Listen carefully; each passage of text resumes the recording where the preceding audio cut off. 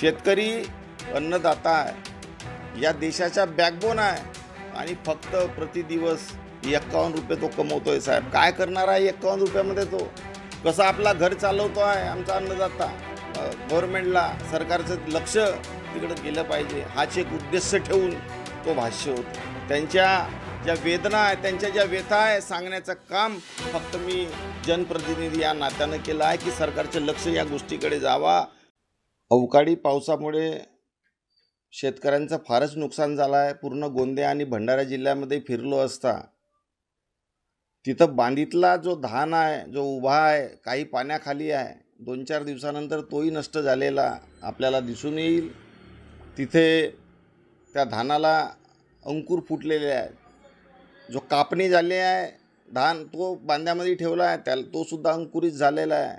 आणि तिसरा जो मळणी केलेला घरी ठेवलेला आहे, त्याला झाकून ठेवलं आहे, तिथं थोडासा पाणी गेला, तो सुद्धा धान मळलेला आज अंकुरित झाला आहे.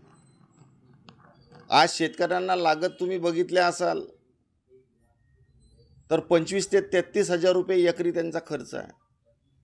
आणि मिनिमम तुम्ही 20 क्विंटल प्रति एकर तुम्ही बघितले का उत्पन्न झाला 2300 रुपये MSP, तर 46,000 रुपये म्हणजे हेक्टरी 1 लाखाच्या वरचा शेतकऱ्यांचा नुकसान झाला आहे. आज त्यांचं समजा प्रॉफिट 15 ते 20 हजार एकरी तुम्ही पकडलं तर प्रतिदिवस 41 ते 51 रुपये हे त्यांची इन्कम आहे साहेब.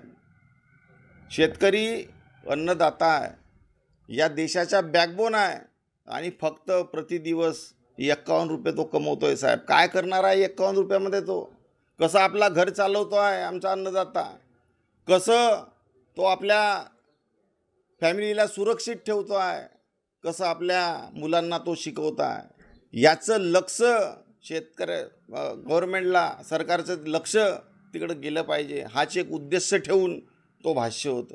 त्यांच्या ज्या वेदना आहे, त्यांच्या ज्या व्यथा आहे सांगण्याचं काम फक्त मी जनप्रतिनिधी या नात्यानं केलं आहे की सरकारचं लक्ष या गोष्टीकडे जावा का आमचा शेतकरी कसा हवालदिल झाला आणि कसा जगतो आहे.